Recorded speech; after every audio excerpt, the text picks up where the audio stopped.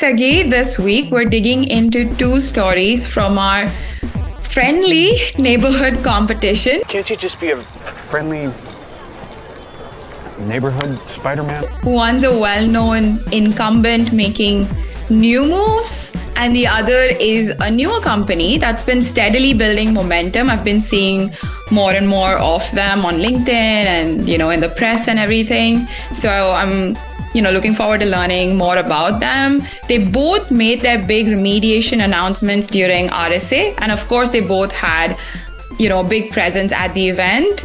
I know nobody asked, but last year was my first RSA, and I think I'm okay never going back. Anyway, let's get back to it.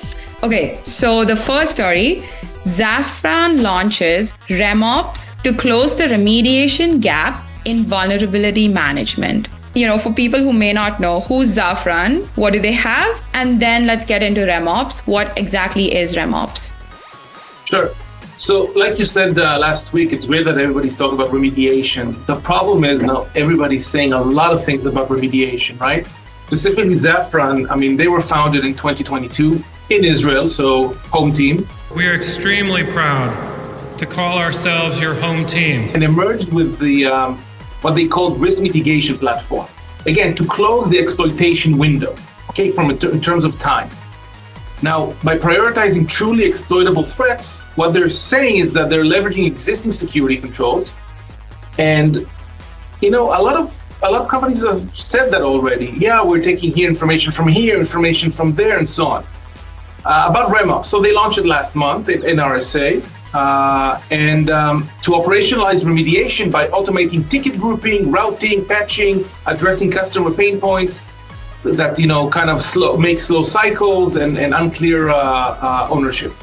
Now, their CEO, and this is interesting here. Interesting. Interesting. Calls RemOps a game changer, bridging the gap between a security and IT. Now, they're trying to position Zafran as fast, context-aware alternative to legacy vulnerability management solutions.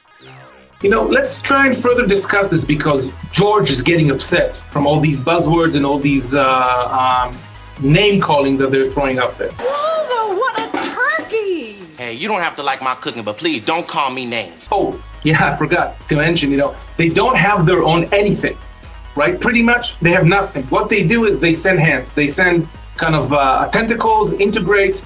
So simply they just integrate with scanners, patchers, etc. So they are highly dependent on what the customer has or doesn't have.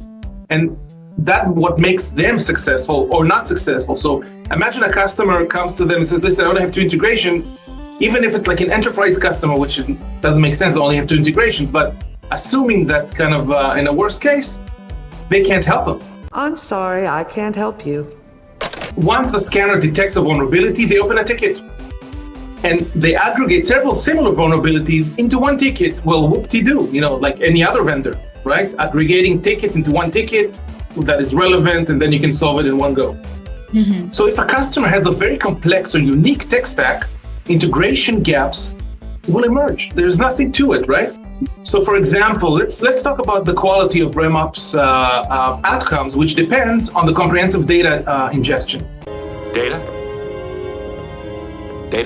Are you all right? Think about vulnerability information, asset information, context, threat intelligence, etc., right?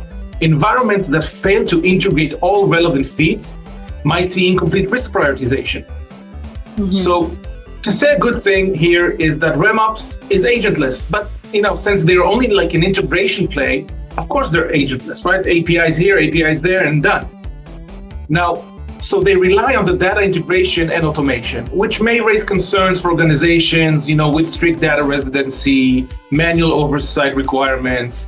I don't know, the risk include kind of maybe misrouted remediation tasks, incorrect AI-generated fixes, and reliance on accurate ownership data, making rigorous testing and configuration management very, very hard. So the hygiene of the what we call CMDB, configuration management database, the hygiene is very, very critical here. Gross. What about hygiene?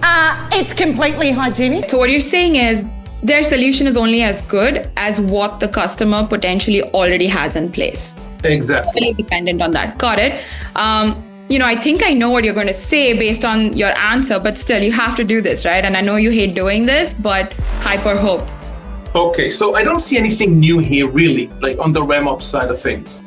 Aside from the statement that they're using AI for making, the decision on the risk and the action on how to open or open a ticket, which again, I'm very skeptical at that. Yeah, we'd naturally be skeptical. So I'm leaning towards hype. Remember, every time you hear AI, kind of hair stands up and so on, at some point, someone is going to go to the market and tell, give me 2 pounds of AI. I don't know what that means. Okay. Fair enough. Okay, so from one frenemy to the next. And, I really apologize if I fumble. Even though I wrote this down, it's really a mouthful to say the least. So here goes. Rapid7's command platform launches Unified Threat Information Remediation, and it comes with $1 million breach protection warranty for managed threat complete ultimate customers. Whoa, that's a lot. I need to get a sip of water. Anyway, just like Tenable, which we covered last week, Rapid7's been around for a while, right? They're one of the incumbents, and they have a range of products, just like Tenable. Is the command platform basically Insight VM, Insight IDR, etc., combined into one, or is it a new platform? And what is a managed threat complete ultimate customer? That sounds like just 4 big adjectives mushed into one. If I am this confused, I don't know what, customers and people reading it are getting out of this. So help me out, help us understand this. No worries. Remind me at the end to talk about that $1 million insurance claim, okay? Well, not claim, but insurance that they claim. Warranty, yeah. Okay. Warranty, yes, thank you. So Rapid7 command platform pretty much aims to unify vulnerability management, asset visibility, threat detection, and automated response into a single AI cloud platform. Okay, so they mash pretty much everything together to provide you better visibility, better actionability, and so on. It sounds reasonable. It offers you full stack surface mapping, risk-based prioritization, and integrated remediation across hybrid environments, different environments. It is supposed to enable teams to eliminate blind spots, streamline workflows, and respond swiftly to threats. My guess is that they're also going to kind of paint it with a new shining color and offer a new kind of basic pricing for it and so on. Oh, that looks nice. But from reading their PR and going to their website, kind of I saw some gaps that they're either introduced in this new release or in this new offering, or they're inherited by the legacy Rapid7 solution. Okay, so here are some key gaps that I kind of uncovered. So first of all, there's high complexity and steep learning curve due to multiple integrated components requiring extensive training. Okay, so the learning curve here, it might take time. Time consuming for initial deployment. There's a complex setup of scanning engines, credentials, connectors, and so on. So it's not kind of plug and play, it's maybe plug and pray, and so on. Oh, Allie, sweetie, you're making things so complicated. The high cost and pricing inflexibility. This may limit, full adoption for small to mid-sized organization. They can't, swallow all that technology in one go. And of course, when we talk about Insight VM, they always had issues with false positives and scanning blind spots, which can delay the detection of critical vulnerabilities. Also, lagging vulnerability intelligence. It may result in missed or misprioritized risk, again, depending on all the integrations and all the feeds that you get into the system. Okay, slow down, buddy, slow down. And of course, there's limited native support for Active Directory and OT environments, requiring supplemental tools. So you need more tools, instead of consolidating, doing one thing. So this is an attempt of consolidation. That's at least where I see it. Now, based on kind of the research I've done, I saw that users reported performance and scalability issues with Rapid7's legacy Insight VM console, including buggy behavior and inflexible reporting, which may persist in the new interface. Now, the Insight IDR lacks the log ingestion depth and detection or the detection rule flexibility of traditional SIEMs, limiting advanced threat hunting.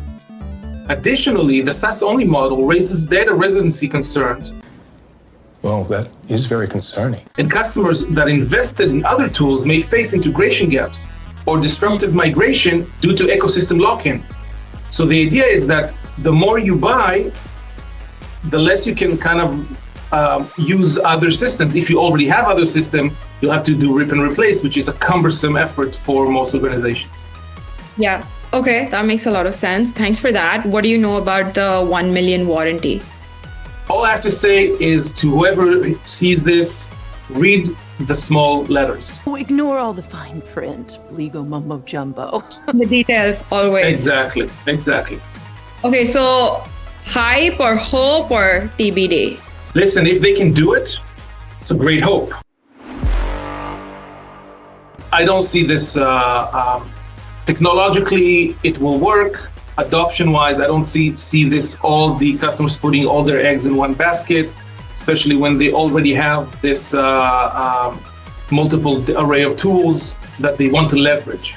So when they choose a vendor, they need a vendor that can augment their solutions and not rip and replace their solutions. Hint, hint. Right. Yeah, exactly. You need something that'll play well together with everything else that you have, as well as be able to solve new problems, right? Exactly. So, awesome. Thanks, Sagy. I'm going to see you next week with more stories, but thanks for today.